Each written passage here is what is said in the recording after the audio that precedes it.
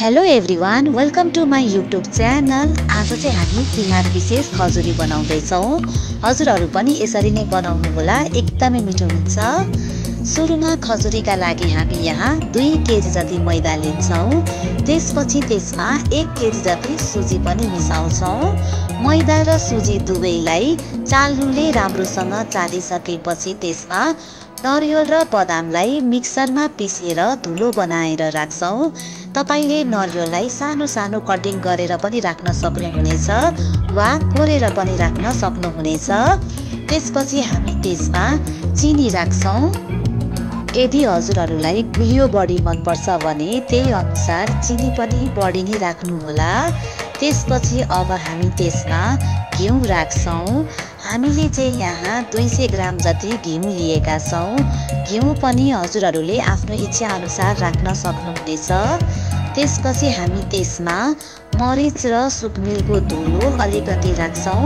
मैले यहाँ सुकमेल र मरिचको धुलो पनि राखेकी छु। हजुरहरूले यसलाई स्किप पनि गर्न सक्नुहुनेछ। यसरी सबै कुरा राखिसकेपछि अब यसलाई हातले राम्रोसँग चारैतिर माड्नु पर्ने हुन्छ।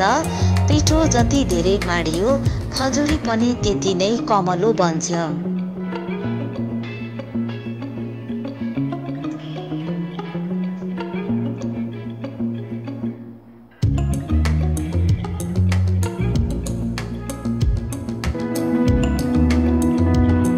यसरी माडेर पिठो तयार भइसकेपछि अब त्यसलाई चारैतिरबाट हातले थिचेर 2-3 घण्टाको लागि छाडिदिने।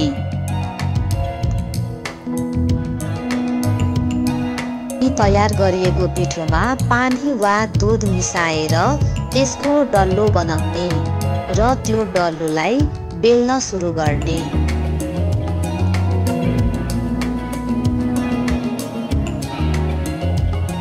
यसरी बेलिसकेपछि अब त्यसमा हामी एउटा चक्कुको सहायताले बुट्टा कोर्छौँ। मैले चाहिँ यहाँ आलु छिल्ने लिएकी छु। हजुरहरूले चक्कुको सहायताबाट पनि यसरी कोर्न सक्नुहुनेछ। हेर्नुहोस् त, यस्तो देखिन्छ। कोरिसकेपछि अब हामी यसलाई कटिङ गरेर तेलमा हाल्छौँ। यसलाई हामी सानो आगोमा पकाउँछौँ। सानो आगो राखेर पकाउँदा खजुरी चारैतिर राम्रोसँग पाक्छ।